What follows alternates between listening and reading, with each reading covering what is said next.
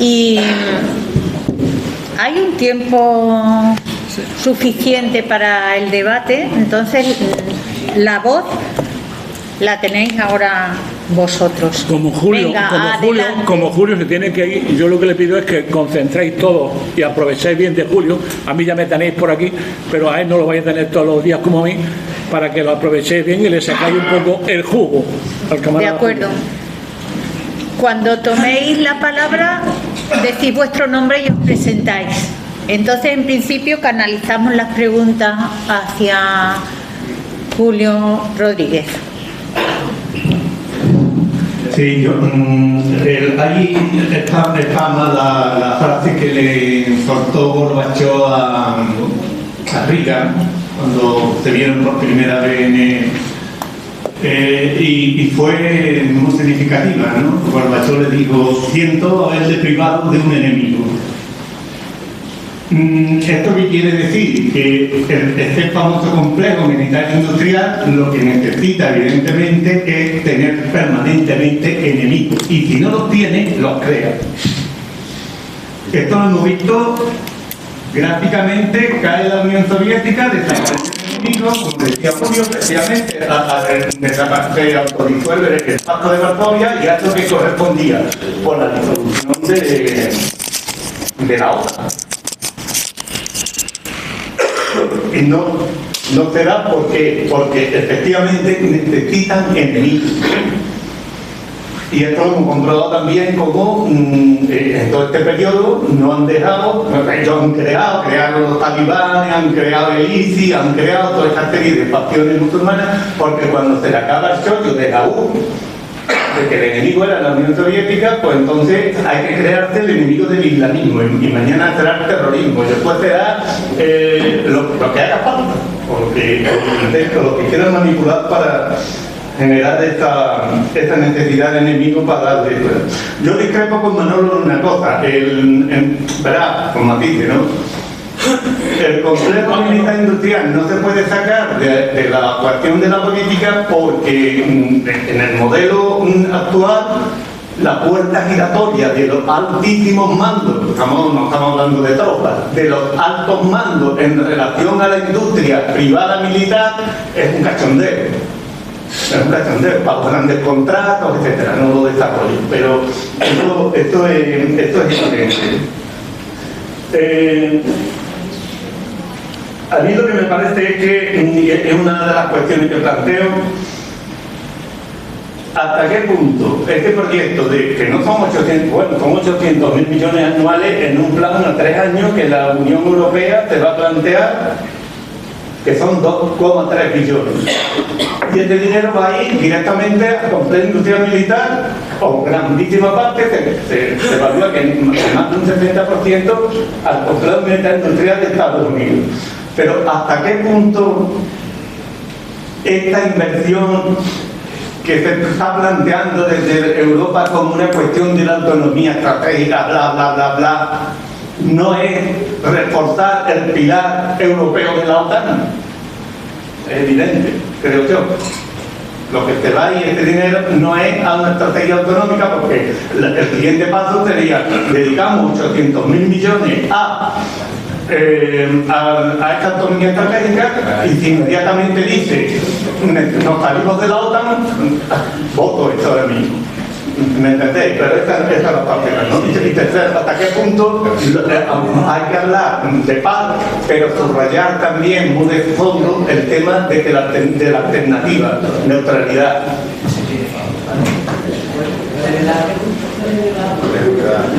Buenas tardes, soy Juan Valencia. Quería hacerle una pregunta al general Julio Rodríguez, pero antes me vaya a permitir que os recuerde que pasado mañana viernes, a partir de las 8 de la tarde, aquí en la Alameda, en la parte sur, próxima a las columnas que dan hacia el Traslado y Amor de Dios, hay un festival por la paz, no al rearme, no al genocidio y yo canto por Palestina, organizado por el Ateneo Republicano de Andalucía y la Plataforma de Solidaridad con Palestina de Sevilla, y me gustaría que fuera un éxito y que todo fuera para allá. La pregunta que quiero hacer es que hace no mucho tiempo un ponente en este mismo lugar informaba que el Tribunal de Cuentas le tiene que andar diciendo al Ministerio de Defensa que te pasa todos los años del presupuesto, es decir, nos están diciendo hay que llegar al 2%, pero parece que las cifras reales es que se está superando ya ese 2%. Quería que comentara ese aspecto. Una pregunta más y ya responde. Una más. Y después seguimos con la Buenas tardes, soy Carlos Navarrete. Yo quería hacer simplemente una pregunta, porque, vamos a ver, Europa siempre ha estado entre guerras, no ha salido de ese abismo, aunque ahora nos parezca que esto es nuevo, al final siempre ha habido guerra. Siempre se habla de los valores europeos, siempre se habla. Mi pregunta es, porque es lo que siempre respondo, y viendo lo que ha pasado, la Primera Guerra, la Segunda Guerra Mundial, lo que pasó en el tema del nazismo y demás, la no respuesta en Gaza, o sea, están dejando cometer un genocidio salvaje, pero con el beneplácito, también fue el beneplácito, lo del nazismo hasta que se intervino. Aquí entiendo que al final pasará algo similar. Europa tiene un complejo, sigue acomplejada, sigue... Es mi pregunta. Yo entiendo que los europeos queremos hablar de buenismo, pero yo siempre digo, Europa tiene un complejo. Y me gustaría, desde vuestra posición, que habéis tenido posiciones, bueno, como temas geopolíticos y luego como también militar de alto rango y demás, si lo veis igual que yo, porque yo lo que veo aquí es un gran complejo. Yo puedo estar cosas, me gustaría algo de esa respuesta. Muchas gracias. Bueno, pues como siempre, la pregunta es lo más interesante y el debate. Yo voy a tratar también de contribuir al debate, porque cuando hablamos ya como ya hablamos de complejo militar industrial y que militares están metidos en las grandes empresas, que eso forma parte de la dinámica. O sea, ahora mismo hay una feria internacional de defensa en Madrid, en la que la visita la ministra de Defensa con todos eso, y cuando hablamos de las grandes empresas en España, hablando de eso, estamos hablando de Indra, de cómo entra en este complejo uniéndose ahora con Escribano y con otras empresas para competir en esta gran tarta que todo el mundo habla de que hay que gastar el 2%. El 2% sin saber en qué, no se debate en qué, puede ser el 2, el 3, el 1, hay que gastar. Pero eso lo dice el gran jefe de la OTAN, que es Estados Unidos, y está muy interesado, como yo tengo bien, que se gaste el 60% como se gasta en su tienda, la tienda de la gran empresa. Tanto es así que cuando empieza el conflicto de Ucrania, que es la gran patada que le dan a la Unión Europea, la gran patada que le dan a Alemania, que se come con patatas, que toda su economía que está basada en el consumo de gas barato se transforma en el gas natural licuado, que es el que procede del fracking de Estados Unidos, se carga del Nord Stream y hace rentable el gas natural licuado de Estados Unidos. Primera batalla. Segunda, que todos los países europeos aumenten hasta el 2%, ya estamos diciendo el 3,5% y ya están diciendo a 5 o 7. Y Alemania dice que va a aumentar su presupuesto en 500.000 millones de dólares y va a comprar material americano. Luego, todo esto, ¿cómo se come? Con la autonomía estratégica. La autonomía estratégica no existe. Mientras no haya unidad política, no hay posibilidad de que se llegue a un proceso de contratar en el mismo sitio. Tanto es así, en Europa están todos los proyectos de momento se llaman Eurofighter, Eurocopter, Euro, pero son todos con material americano. Y tanto es así que de ese material se va a gastar todo. Vamos a conseguir otra vez, como decía el compañero, después de 2 guerras mundiales en Europa, Alemania no podía gastar el armamento y se va a convertir en el ejército más poderoso. Ha llegado la derecha actualmente al gobierno y Merz se ha decidido que viene, que presidía BlackRock, uno de los fondos de inversión, y va a gastar todo en material americano. Es el gran negocio del que se está. Y eso tenemos que verlo y debatirlo. O sea, ¿gastar el 3,5% en qué? que decía el compañero sobre el Tribunal de Cuentas, es cierto. O sea, los presupuestos de defensa siempre se han ejecutado paradójicamente al 130% de lo presupuestado. ¿Cómo puede ser eso? ¿Cómo puedo gastar el 30% de lo que me ha conseguido el presupuesto? Por la ingeniería financiera. La ingeniería que el mismo presidente del gobierno ha dicho, dice, no. Se han aprobado este año 12.000 millones y ya estamos gastados 33.000 millones y vamos a llegar a 40 y ha conseguido 10.000 millones de la nada. Eso es imposible. Eso es ingeniería financiera que está consiguiendo. El Tribunal de Cuentas, yo lo que digo, falta transparencia, no tiene nada que ver con los secretos de la seguridad. La administración, igual que se elige a cualquier tipo de administración, tiene que ser transparente. ¿Dónde se van a gastar 10.000 millones? ¿Cómo se van a adjudicar esos contratos? ¿Cómo desde mayo a diciembre se van a ejecutar 10.000 millones de euros? ¿Qué empresa es capaz de contratar y ejecutar esos contratos? Ahora que hacer ingeniería financiera. Todo es, pero cuando me preguntan, dicen, no, es secreto. ¿Por qué? Es secreto por seguridad. Tenemos que seguir como ciudadanos que ese debate sea transparente, porque es nuestro dinero. Y el debate de la seguridad tiene que estar, hay que movilizarse para que ese debate sea transparente. Y con lo que decía con respecto a Europa, yo creo que, evidentemente, desde mi punto de vista, es un fracaso. O sea, en este tipo de conflictos, los valores europeos, que era la Unión Europea surge tras la Segunda Guerra Mundial, hablando de que huye, por así decirlo, del conflicto de la guerra como solución de los conflictos. Y ahora se está defendiendo concretamente con Ucrania. Pero cuando hablamos de Palestina, ¿qué pasa? Estamos asistiendo al mayor genocidio y no hay ningún gesto.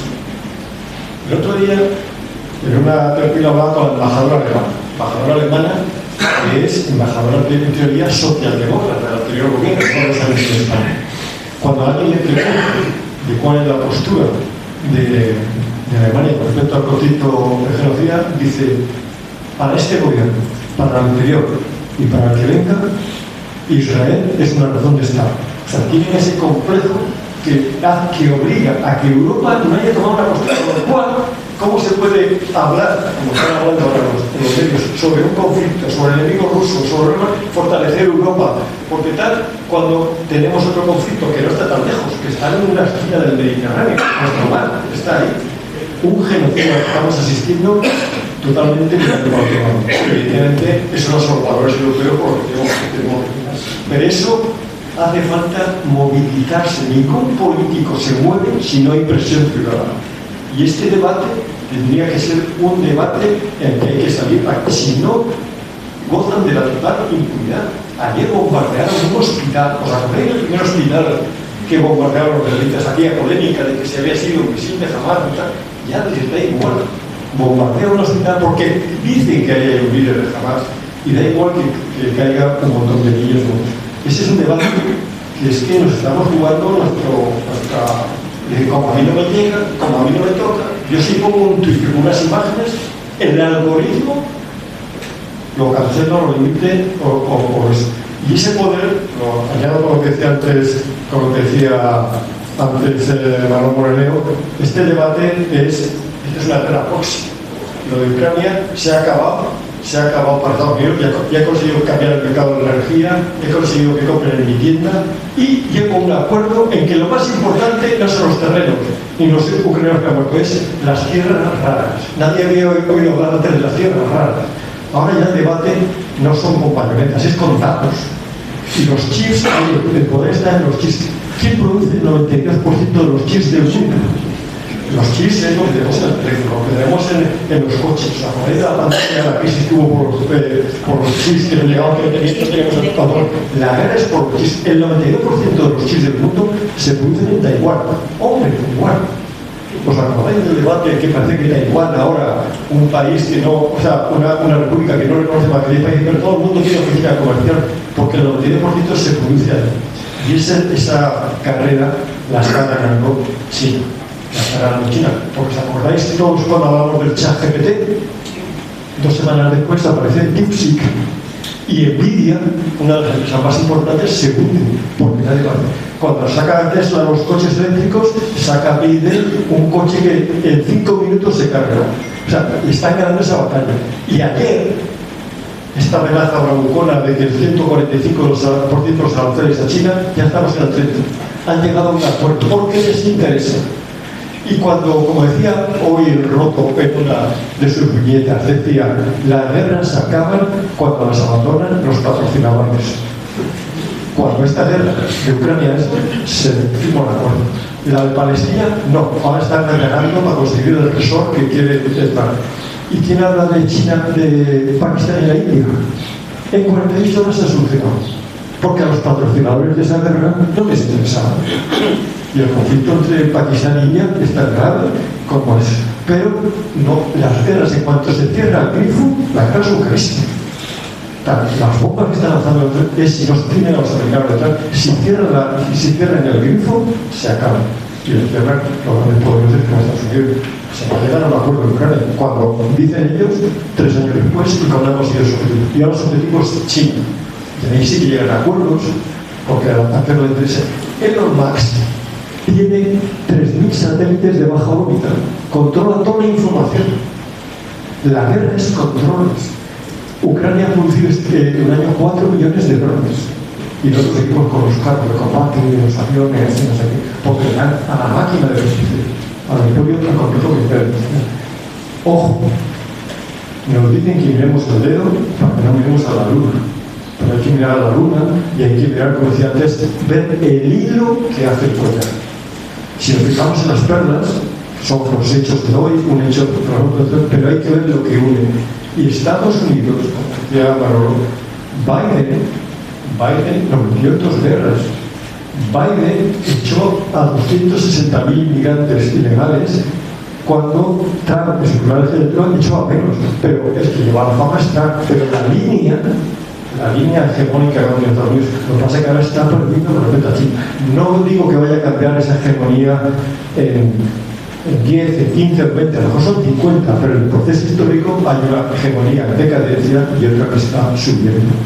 Y ese es el debate el que estamos todos mirando como comparsas, pero tenemos que estar atentos. Nos meten ahora en un conflicto o en un incremento de gasto que nos va a recortar nuestra seguridad humana. Eso es lo que tenemos que ver. ¿Por qué vamos a gastar en nuestros presupuestos si necesitamos suba cero? En los presupuestos domésticos todos sabemos que si yo gasto más de una cosa, dejo de gastar en otra. ¿Quién es capaz de vendernos que 10.000 millones no salen de ningún sitio? Es imposible. Ese debate tiene que abrirse, tiene que ser un debate transparente. Y lo tenemos que tener y lo tenemos que exigir porque vivimos en una democracia y esto estamos hablando de res pública, de la cosa pública. La cosa pública es la sanidad, la educación y también es esta seguridad, porque cuando se gasta en una cosa no se gasta en la otra. Cuando hablo de res pública, lo digo en los dos sentidos. Lo público y la organización de esto. Tenemos unos minutitos más antes de que tengan que dejar la mesa.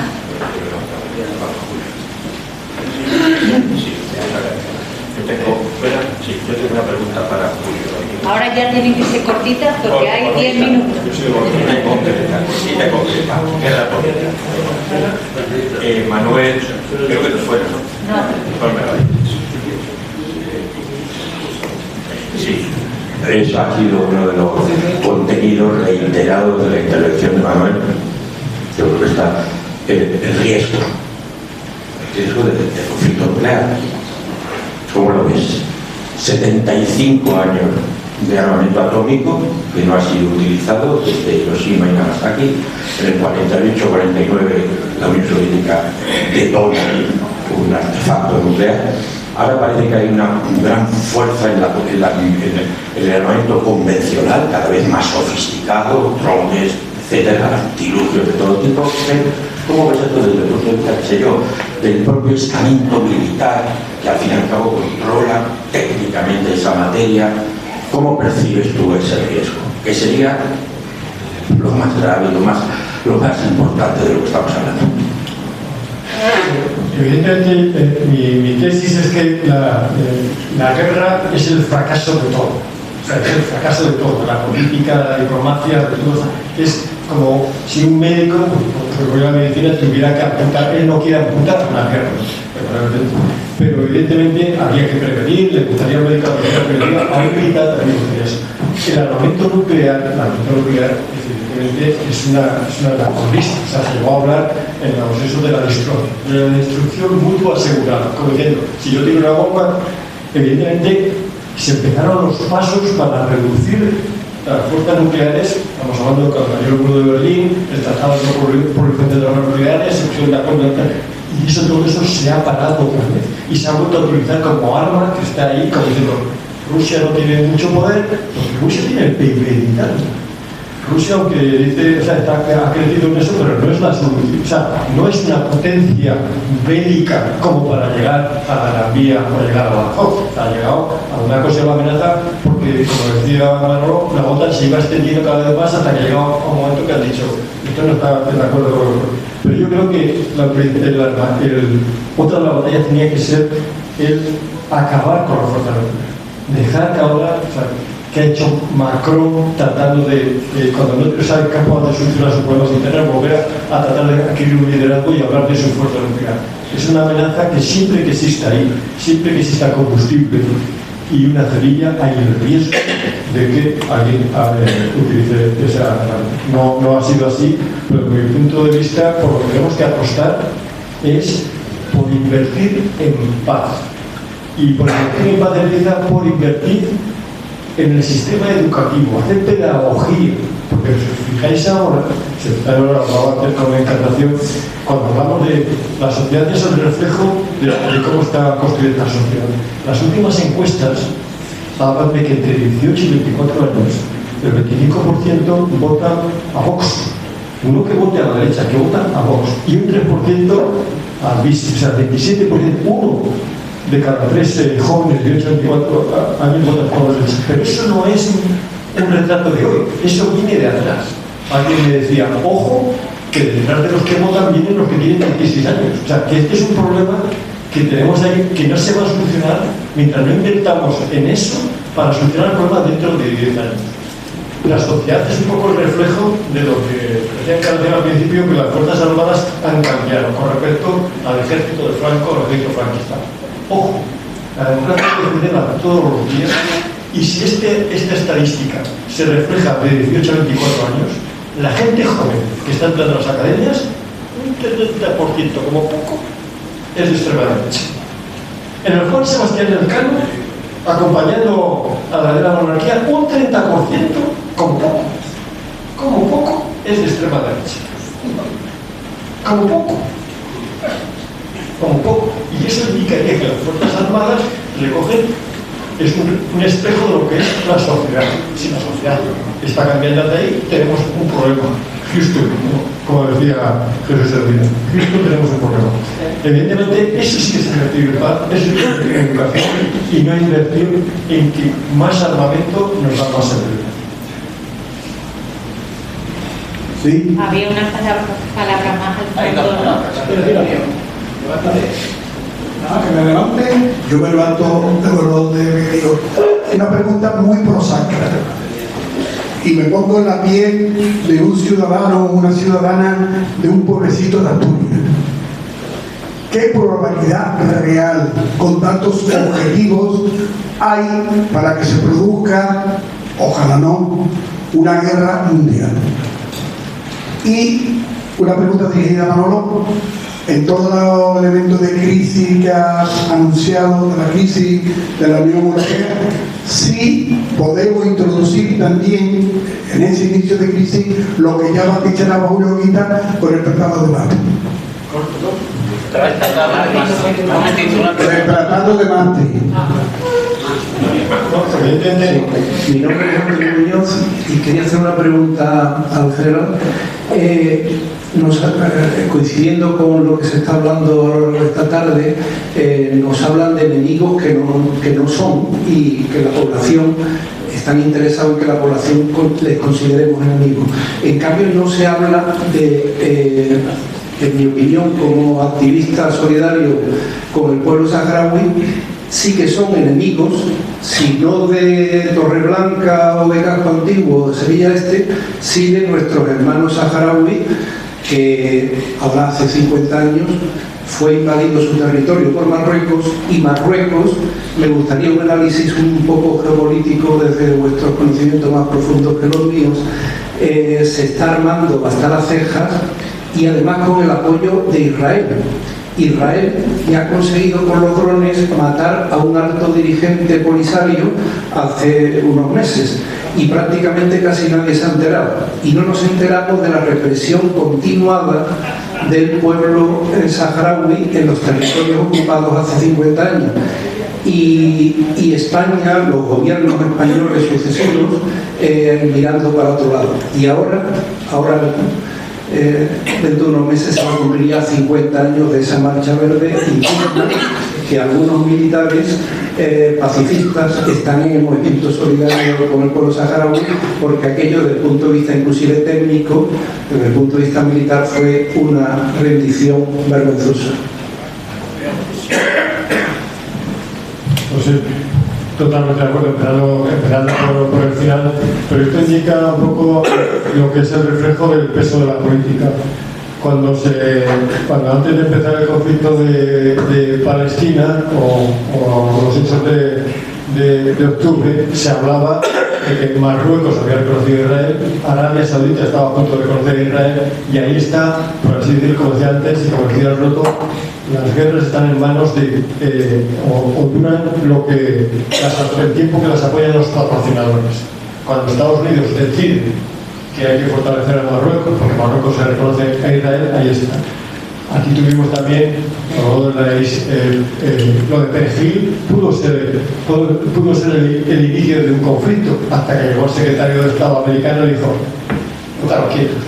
Evidentemente ahí está el poder, por así decirlo, de quienes alimentan y deciden que haya guerras o deciden que haya guerras, que es el poder que, como estamos viendo en Ucrania, cuando acaba el grifo, o en Palestina, cuando deciden que no haya más armamento, eso se acaba inmediatamente. Como ha ocurrido el caso paradigmático de India y Pakistán, que empezaron eso y en 48 horas han llegado. Pero el caso del tema saharaui, yo creo que es evidente como ha hecho España, supongo que bajo la presión de Estados Unidos, Francia, que ha hecho bastante lo mismo, y es el peso que tienen los pueblos conocidos de aquí. Pero evidentemente ahí había gente, militares, que habían pasado eso y que evidentemente, pero veo difícil, por así decirlo, apoyar a esa gente desde el punto de vista geopolítico. Sí, pues nada, lo siento la verdad por las prisas, me gustaría seguir este debate porque pienso que es donde más se aprende, y me voy con esas lecciones aprendidas de las preguntas que han hecho.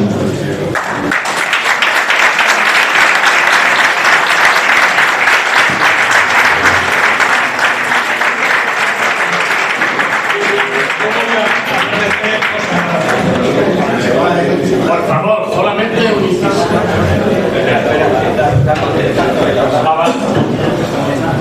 a hablar de tres cosas. Una maldad, que es la financiación de los 800.000 millones de la Unión Europea de real.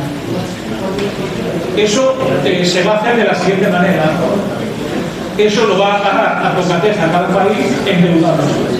Va a pagar cada país endeudándose. Si no lo va a pagar la Unión Europea. Es decir, que importante, porque lo podría hacer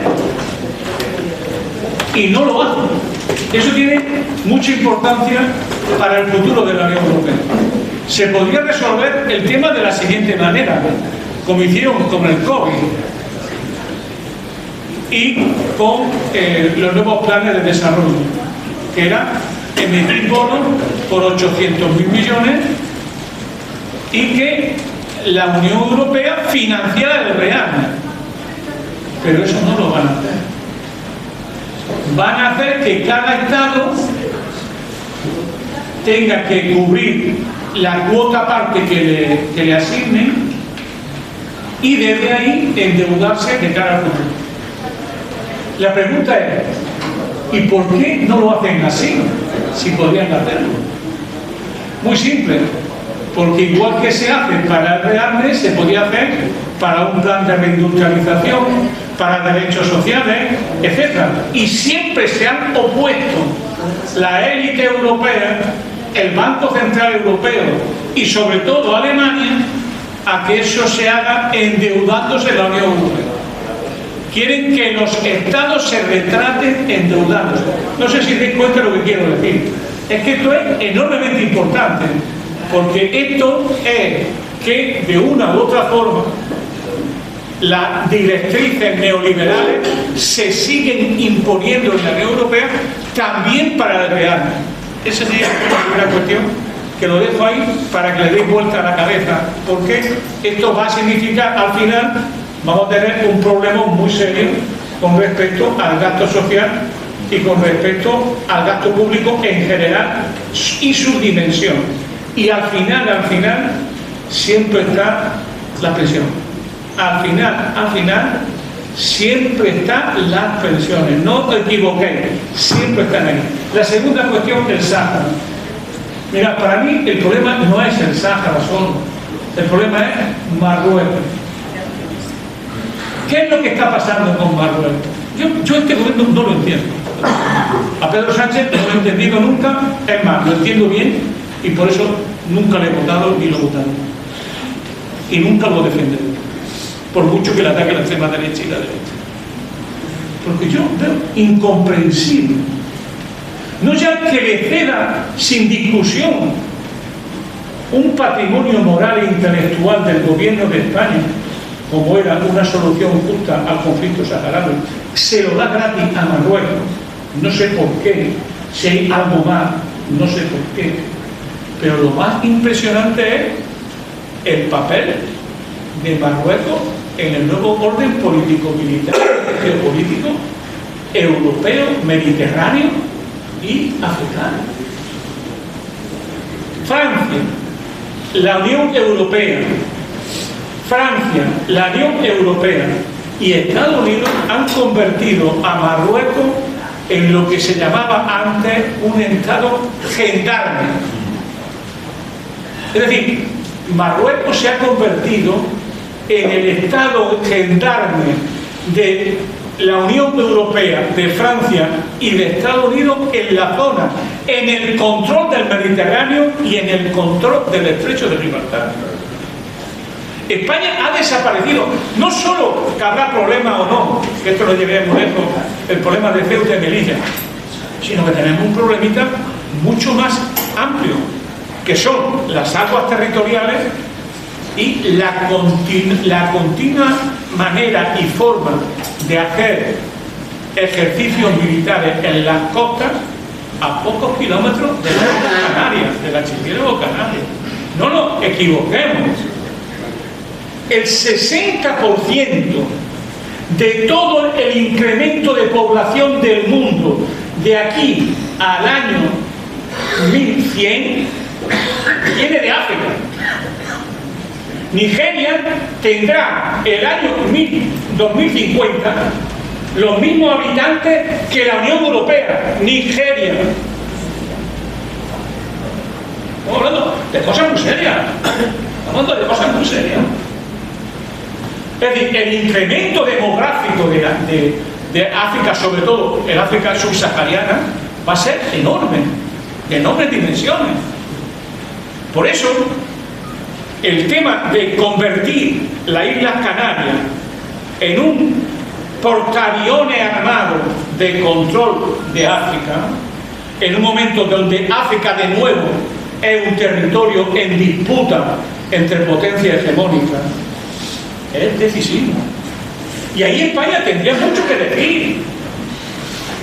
Y sin embargo ha aceptado no solo entregar el Sáhara gratis, sino mucho más grave, las políticas que la OTAN, Estados Unidos y sobre todo Francia y la Unión Europea están haciendo para convertir a Marruecos en gendarme de la zona, en mecanismo de control de la zona Y siempre Marruecos usando el poder que tiene para negociar a lo grande con España y siempre con la emigración como punto central en la negociación.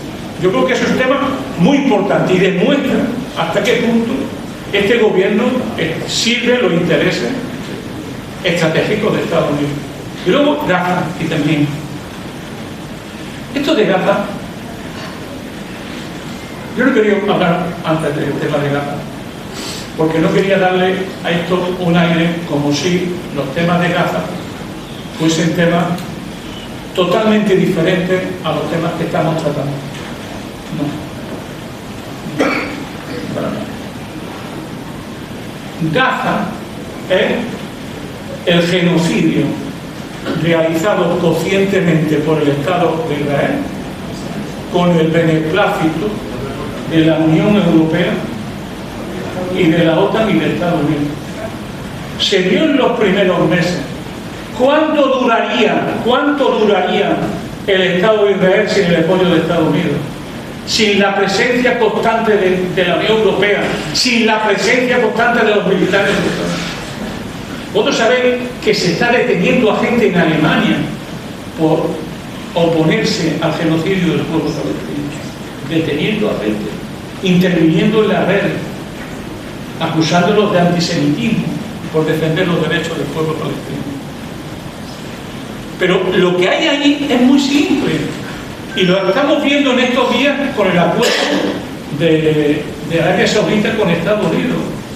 Ayer 140.000 millones en armamento y promesas de inversión en Estados Unidos por un valor equivalente a casi 800.000 millones, 400.000 millones.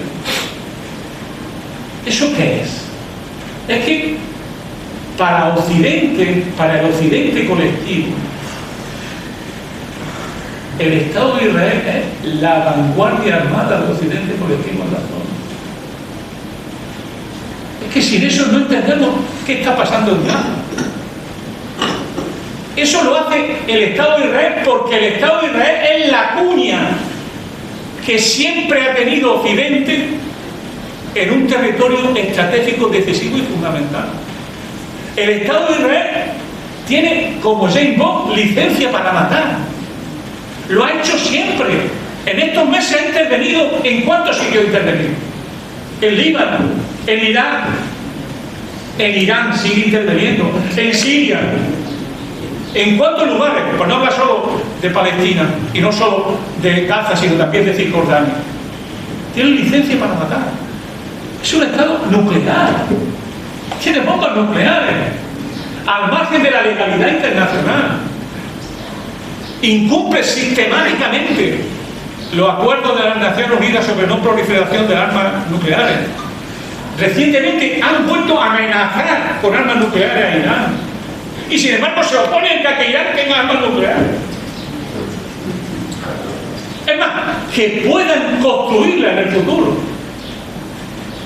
Por tanto, lo de Gaza se hace bajo el patrocinio del occidente colectivo, le guste o no a Pedro Sánchez. Porque el problema no es reconocer al Estado palestino. El problema es que dejen de matar palestinos. Podrían haberlo reconocido hace 20 años. E Israel se niega sistemáticamente a discutir la posible existencia de un Estado palestino. Que son los acuerdos de relaciones internacionales, que ellos lo incumplen. Y sin embargo nosotros, como ha demostrado el Centro de la y Olga Rodríguez, seguimos comprándole armamento a Israel e intervenimos en Israel. Hace poco hubo una reunión de representantes políticos de esto que se llama la mayoría del gobierno con el ministro de Asuntos Exteriores y se le dijo esto y al final lo que dijo fue que esta era una cuestión de seguridad nacional.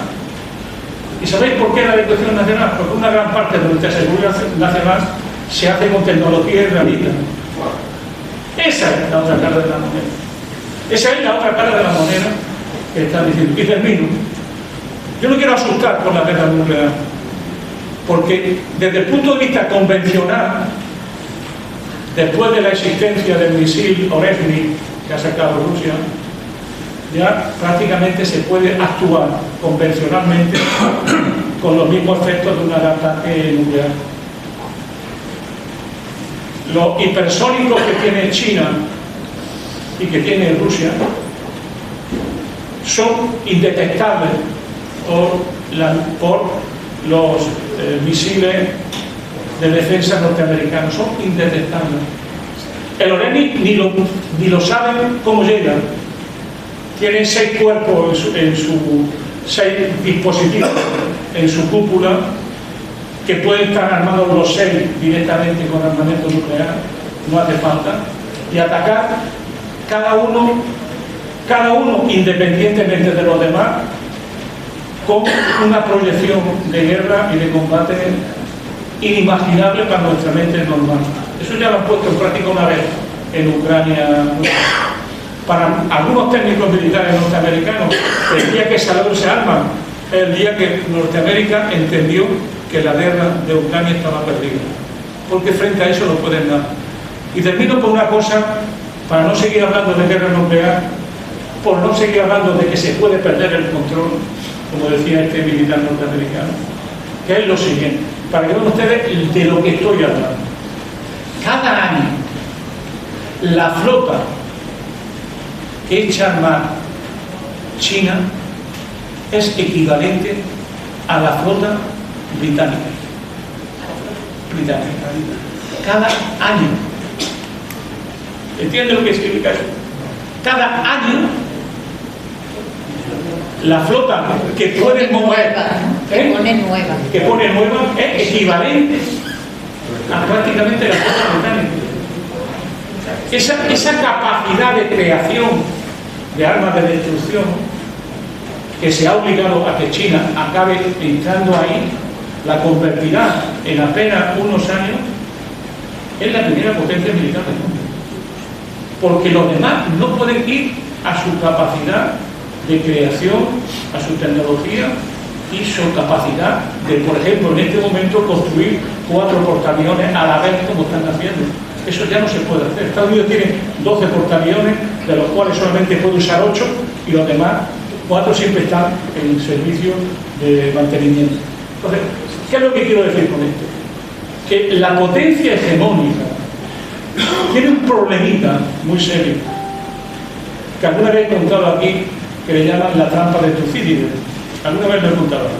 Sí. El problema que tiene la potencia hegemónica es que si no ataca ahora, ¿cuándo ataca?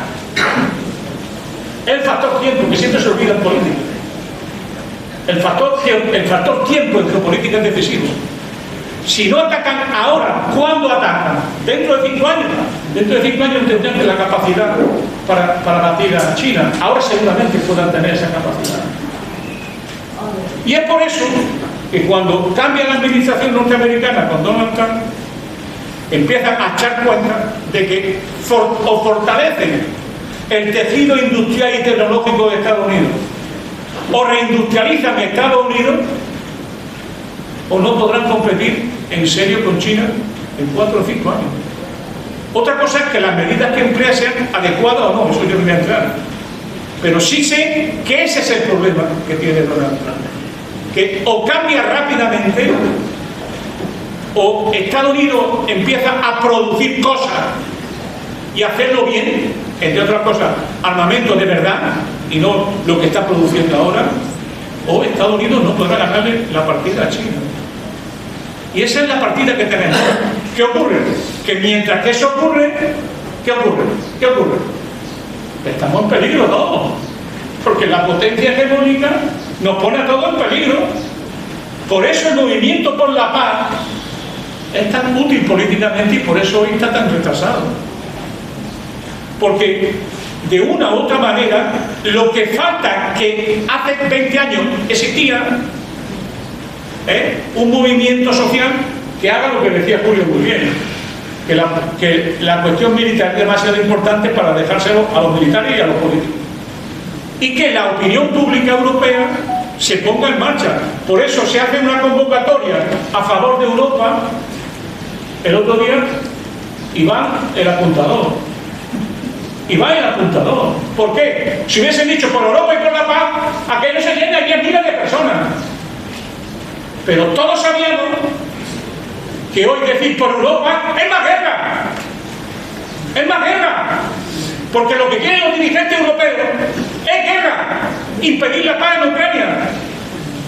O eso lo entendemos, o yo creo que estamos perdidos. Eso es. Quieren más guerra. Se oponen a cualquier acuerdo de paz. Y están perdiendo la guerra día a día. Y sin embargo, siguen insistiendo después de 3 años, donde todos los planes que tenían fracasaron. Ese es el dilema que realmente tenemos políticos y el dilema que a muchos nos preocupa enormemente. O hay una intervención de la opinión pública europea, de los trabajadores europeos, de las clases subalternas europeas, del interés europeo, o vamos a hacer como lo que estamos viendo el otro día, ¿no? Por Europa, 1000 personas y contándolas aquí. Venga, la sala de nuevo. Tiene el micro,